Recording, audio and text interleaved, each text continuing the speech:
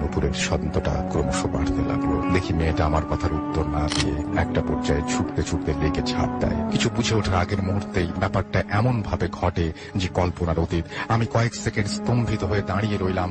এমন সময় জলে প্রচন্ড ছটপটানির আওয়াজ শুনে ছুটে লেকের পাড়ে গিয়ে দেখি মেয়েটা হাবুডুবু খাচ্ছে, বাঁচাও বাঁচাও করছে। কিছু না ভেবে মেয়েটাকে বাঁচানোর জন্য জলে ঝাঁপ দেই।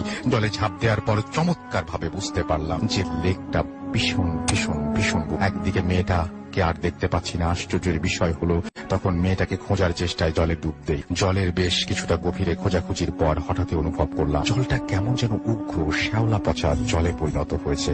দম আটকে আসার উপক্রম হয়ে উঠলে উপরে উঠে আসার চেষ্টা করছিলাম। এমন সময় অনুভব করি একটা বডি পায়ে ভাবত। জলের মধ্যে একটু অনুভব করার চেষ্টা করে বুঝতে পারলাম একটি মেয়ের শরীর, সম্ভবত সেই মেয়েটি। কিন্তু কি করে সম্ভব?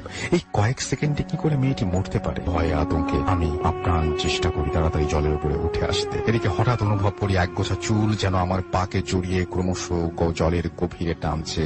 সেই ঘন জঙ্গলের গভীরতায় স্পষ্ট দেখতে পাই একজোড়া লাল জ্বলন্ত চোখ জলের তলানিটা প্রায় আলোকিত করে তুলেছে। ভয়ে আতঙ্কে সেই মুহূর্তে কয়েক ঢোক জল খেয়ে ফেলে। এদিকে সেই বিভৎস পচা গলা লাশটি ক্রমশ গভীরতায় আমাকে অনবরত টানছিল।